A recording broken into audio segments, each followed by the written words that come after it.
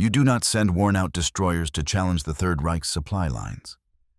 This was certainty in 1943. Every German admiral, every Luftwaffe commander, every naval intelligence analyst agreed. Obsolete vessels belonged in scrap yards, not the Aegean killing grounds. Greek destroyers from 1939 had no business facing Germany's fortified convoy system. Their coordinated destroyer escorts, their junkers, Ju-88 bomber wings that owned the Mediterranean sky. The arithmetic was merciless, absolute, final. Aging hulls meant limited damage control. Worn engines meant vulnerability in narrow straits. Outdated radar meant fighting half-blind. Exhausted crews meant mistakes under fire. The Kriegsmarine knew it. The Regia Marina knew it. British Mediterranean Command knew it. And when Greece fell in April 1941, the world dismissed the Hellenic Navy as finished. A handful of destroyers, scattered into exile, ships barely 4 years old but already considered relics by a war that moved too fast. German naval reports labeled them negligible assets. British liaison officers called them gallant but impractical. Even Allied planners quietly suggested Greek sailors would serve better on modern warships. But in September 1943, one battered destroyer and her unyielding crew proved that fury, precision, and one perfect night of violence could turn dismissed steel into Germany's Aegean nightmare. This is the story of how a Greek warship, the Third Reich, rode off as harmless, became the predator that shattered their confidence forever. If you find this kind of forgotten courage as fascinating as we do, we'd be honored if you'd hit that subscribe button. We believe these stories of defiance and sacrifice deserve to be told. And by subscribing, you help ensure they aren't forgotten. Her name was Vasilissa Olga, built in 1939 by Yarrow shipbuilders in Glasgow, Scotland. Originally commissioned for the Hellenic Navy as part of the Greyhound-class destroyers. Displacement 1,289 tons. Length 323 feet. Top speed when new, 36 knots. Top speed in 1943, after 2 years of war and minimal maintenance. 32 knots if the chief engineer coaxed the boilers correctly and every bearing cooperated. She carried 4 4.7-inch guns, 8 torpedo tubes, depth charges, and a crew of 192 men who knew every vibration, every weakness, every stubborn mechanism of their vessel. By 1943, Vasilissa Olga was only 4 years old.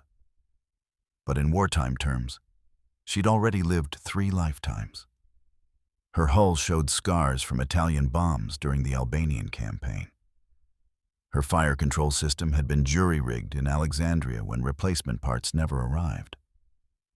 Her forward gun mount jammed in rough seas. Her crew worked miracles daily just keeping her operational.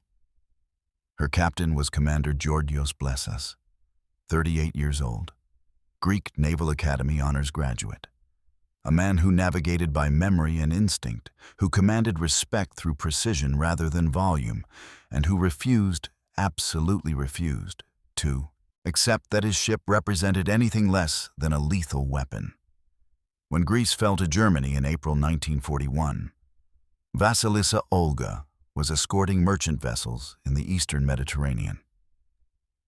Her crew watched their homeland collapse. They watched Nazi banners replace Greek flags. They watched their families disappear into occupation's darkness, unreachable, unknowable. The British offered them a choice: surrender the ship and integrate into Royal Navy crews, or continue fighting under the Greek flag in exile with a vessel British planners privately considered more liability than asset. Every single man aboard Vasilissa Olga chose to fight. Here's what British Mediterranean Command didn't tell them. The Aegean Sea, that deadly labyrinth of islands between Greece and Turkey, had become Germany's private highway. Wehrmacht convoys supplied garrisons on Rhodes, Kos, Leros. Supply ships moved ammunition, fuel, reinforcements from Crete to occupied islands. The Luftwaffe controlled every square mile of sky. Allied submarines couldn't operate in the shallow, mine-dense coastal waters. Allied aircraft couldn't reach most targets without flying through murderous flak corridors. The Royal Navy had Atlantic U-boats and Pacific carriers to worry about. So the Aegean became forgotten. A backwater. A place where the war happened silently, away from Churchill's speeches and newsreel cameras. But someone had to stop those convoys. Someone had to strangle German supply lines. Someone had to make the Third Reich bleed for every ton of cargo, every soldier, every resource they pushed through Greek waters. And the only vessels available were Greek destroyers in exile that every major power had already dismissed as irrelevant. September 1943, Vasilissa Olga receives new orders. Not escort duty, not patrol, something far more dangerous. Italy has just surrendered. The Dodecanese Islands hang in the balance. Germany is rushing convoys through the Aegean to reinforce garrisons before Allied forces can seize them. Intelligence confirms a major German supply operation. 2 transport ships loaded with troops and equipment, lightly escorted, running the night route from Crete to Stampalia. Commander Blessas stands in the briefing room in Alexandria. He's studying the maps. He knows the Aegean intimately. Every island, every channel, every deceptive current. He knows his ship is slower than German torpedo boats, less armored than Italian destroyers, and more vulnerable than anything else in these waters. But he also knows something the Kriegsmarine doesn't. Obsolete doesn't mean predictable. Desperation doesn't mean reckless. And an enemy who stops paying attention becomes prey. September 17th, 1943, 2100 hours. Vasilissa Olga cuts through the dark Mediterranean at 28 knots, running silent alongside 2 British destroyers, HMS Eclipse and HMS Faulkner. No lights, no radio transmissions. Just the sound of hull meeting water and the distant rumble of engines as 3 destroyers navigate toward an intercept point no German convoy commander believes is threatened. They're not heading to escort anything. They're not fleeing anything. They're hunting. And somewhere ahead in the Aegean darkness, German transport ships Pluto and Paula steam confidently toward Stampalia, completely unaware that the Greek destroyer they never bothered to track is about to turn their routine supply run into a nightmare they'll report to Berlin with shaking hands. But to understand how a written-off destroyer became Germany's Aegean terror, you need to understand what happened after Greece fell, how a crew of exiled sailors transformed grief into precision, how a ship everyone wanted to scrap became one of the most aggressive raiders in the eastern Mediterranean, and how the forgotten waters of the Aegean were about to witness a single night of violence that would change the entire campaign. Alexandria Naval Base, May 1941. The harbor smells like diesel, salt, and defeat. Greek destroyers cluster along the outer piers, ships without a homeland, crews without families, warriors without a war they're allowed to fight. The British provide berths, fuel, rations. What they don't provide is hope. Royal Navy engineers inspect Vasilissa Olga with clipboards and skepticism. The verdict arrives in technical language that means one thing: she's dying. Electrical systems corroded from constant seawater exposure. Boiler tubes showing stress fractures. Gun mounts requiring recalibration. British workshops can't prioritize fire control wiring that should have been replaced a year ago. Recommend decommissioning, one British officer mutters to another. Use the crew elsewhere. Chief Engineer Dimitrios Papas overhears. He's 43, hands scarred from decades of engine room burns, and he's not asking permission. He assembles the crew on deck that evening. No speeches, just a question. Do we let them scrap her, or do we prove she's still a warship? The work begins at dawn. Greek sailors strip corroded wiring by hand. They fabricate replacement parts in Alexandria's workshops after British shifts end. They run fire drills until their hands bleed. Torpedo crews practice launches with dummy weapons until the sequences become muscle memory. British liaison officers watch from the shore, shaking their heads. These Greeks are repairing a ship the Royal Navy considers obsolete for a war, in waters Dodecanese wars too dangerous to matter. But something is happening in those waters. German convoys are multiplying. Supply routes to Rhodes, Crete, Kos are becoming highways. The Aegean, forgotten by London, dismissed by Washington, is becoming strategically critical. And one day in August 1941, Vasilissa Olga's engines roar to full power for the first time since Greece fell. The sound echoes across Alexandria harbor like a promise. The Aegean Sea is not forgiving. Narrow channels between rocky islands, shallow waters where submarines surface too easily and die quickly, treacherous currents that turn navigation into guesswork. And everywhere, the Luftwaffe. By 1942, Germany has transformed the Aegean into a supply artery. Convoys run nightly from Crete to Rhodes, from Rhodes to Leros, from the Dodecanese to the Greek mainland. Troop transports, ammunition ships, fuel tankers. Everything the Wehrmacht needs to hold its island fortresses flows through these waters under cover of darkness and German air superiority. The Allies have no answer. Royal Navy submarines try operating in the shallow coastal zones and get depth-charged into oblivion. RAF bombers can't reach most targets without flying through flak corridors that shred formations. British Mediterranean Command is stretched impossibly thin. Fighting in North Africa, defending Malta, worrying about the Atlantic. The Dodecanese is a sideshow, a footnote, someone else's problem. So German convoys run unchallenged, month after month, year after year. But something is shifting. Italy is wavering. Mussolini's regime is cracking. Whispers of surrender drift through intelligence channels. If Italy falls, the Dodecanese becomes a strategic prize, and Germany will fight viciously to keep it. The Allies need ships in the Aegean, fast, expendable, willing to operate where modern destroyers can't survive.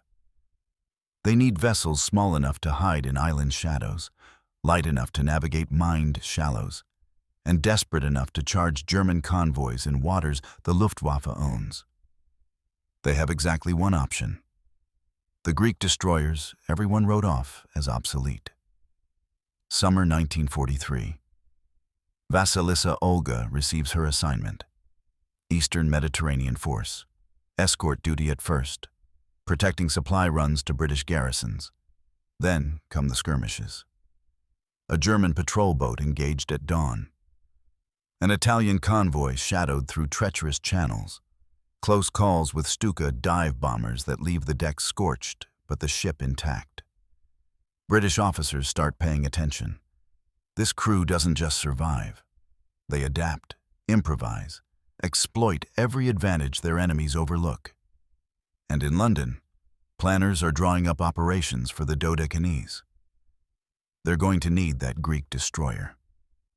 September 8th, 1943. Italy surrenders. The announcement crackles through radio sets across the Mediterranean. Mussolini's regime collapses.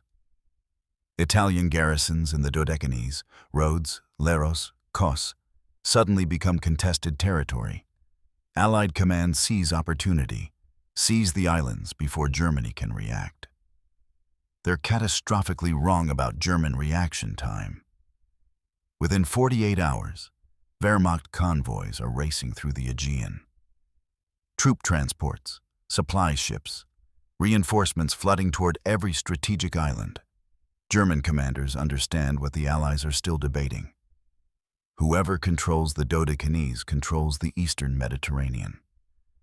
British intelligence intercepts German naval traffic.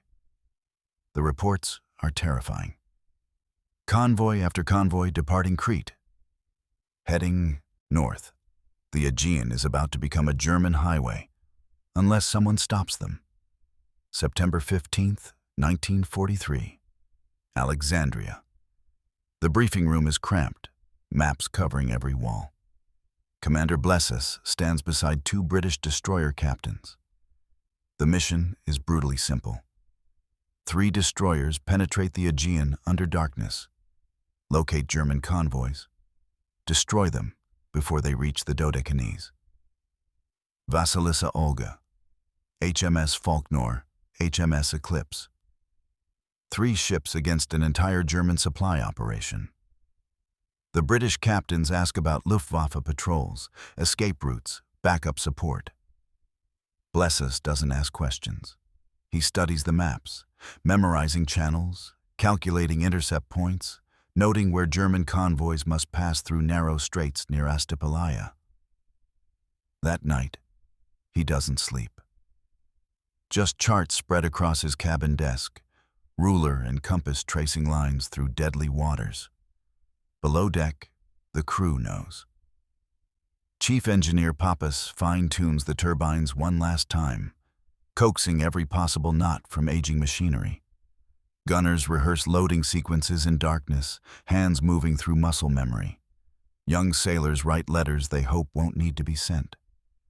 The mood aboard Vasilissa Olga isn't fear. It's something colder. Acceptance mixed with defiance. They've been dismissed, written off, told they don't matter.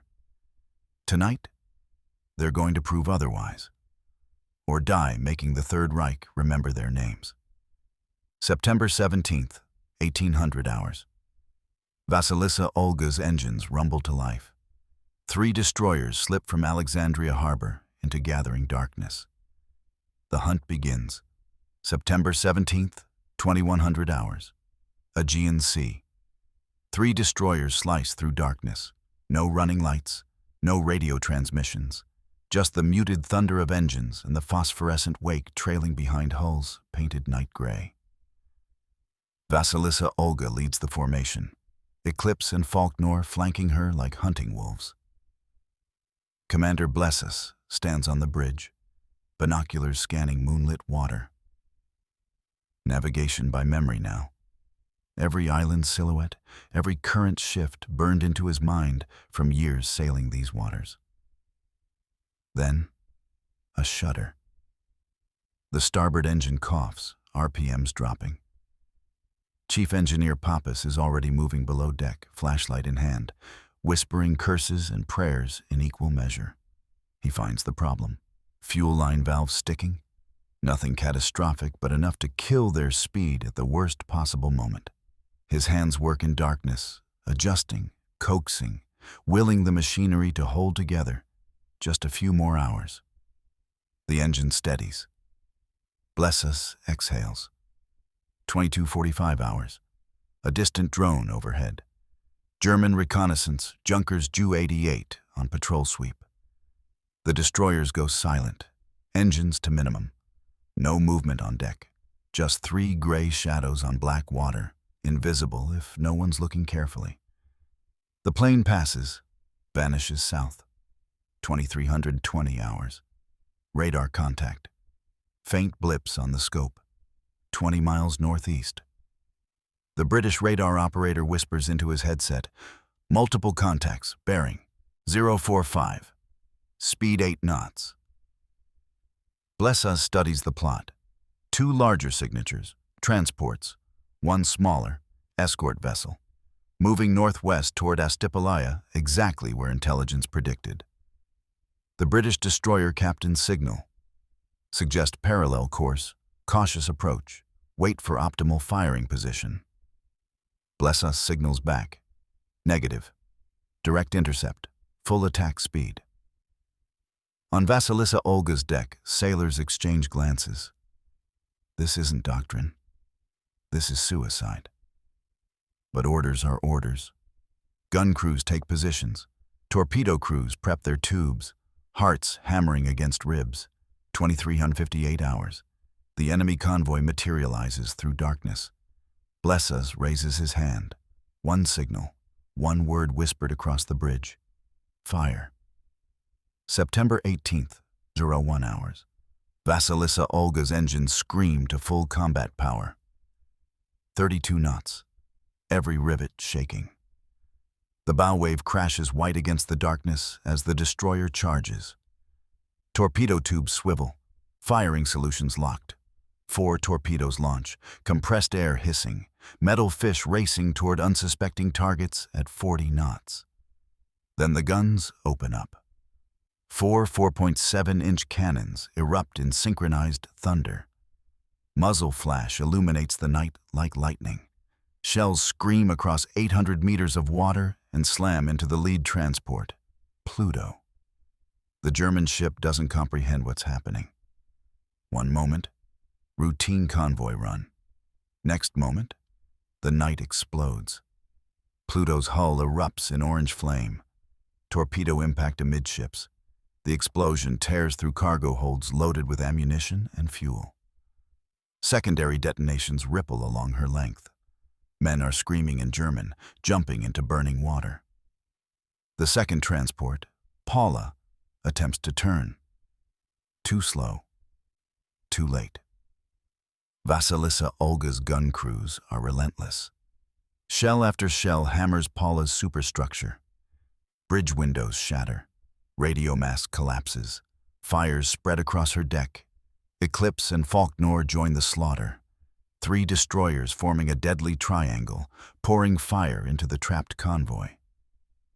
The German escort vessel, a small submarine chaser, tries to fight back. Her deck gun flashes weakly. One shell lands near Olga's stern, shrapnel peppering the aft gun mount, but causing no critical damage. Then the escort captain makes his choice. Run aground on Stapalia's rocky shore rather than sink in deep water. The Aegean becomes chaos, flames reflecting off dark waves. Survivors shouting in German, Greek, English. Paula lists heavily, her crew abandoning ship. Pluto is already gone, just burning oil marking where she went down. Those are 45 hours. Blessas signals, withdraw, maximum speed. 3 destroyers vanish into darkness, racing south before dawn brings Luftwaffe vengeance. Behind them, Stampalia burns. September 20th, 1943. Haifa, Palestine. Vasilissa Olga doesn't return to Alexandria. New orders arrive via coded signal. Proceed to Haifa, embark reinforcements, deliver to Leros. The crew expected rest. They get 300 soldiers of the Royal West, Kent Regiment instead. The destroyer transforms into a floating barracks. Men packed into every available space, mess decks, passageways, even the engine room catwalks. British infantrymen sitting with rifles between their knees, tin helmets clanging against bulkheads as the ship rolls. A young corporal stares at the patched hull plates, the jury-rigged wiring, the Greek sailors moving with practiced efficiency through organized chaos. This is the ship that sank 2 German transports? Chief Engineer Pappas grins, wiping oil from his hands. You expected something bigger? September 23rd, Aegean Sea. The journey to Leros is a nightmare of tension. German reconnaissance flights crisscross the sky constantly. Luftwaffe patrols hunting for the destroyers that shattered their convoy. Italian E-boats, now under German command, sweep coastal waters. Blessas navigates like a ghost, hugging coastlines where radar shadows hide them, slipping between islands at dawn and dusk when visibility is worst. Running silent through narrow channels, engines barely above idle, using currents and tricks he learned from Greek fishermen decades ago. Twice they freeze mid-passage as German patrol boats pass within 2 kilometers. British soldiers hold their breath, watching Greek sailors who've done this 100 times remain perfectly still. September 25th, 2330 hours. Leros, Laki Bay. The destroyer glides into harbor under absolute darkness. No lights, no signals. Troops disembark in silence.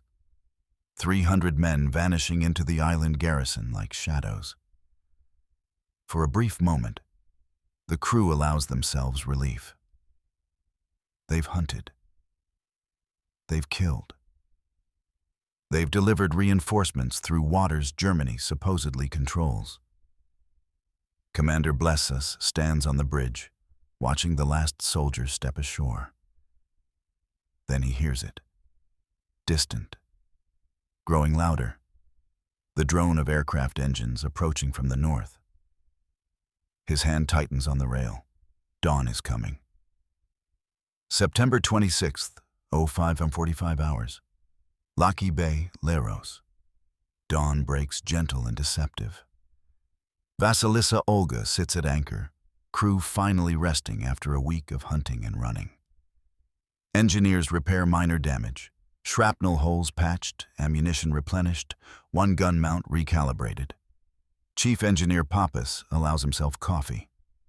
Real coffee, not the wartime substitute. For the first time in days, men sleep.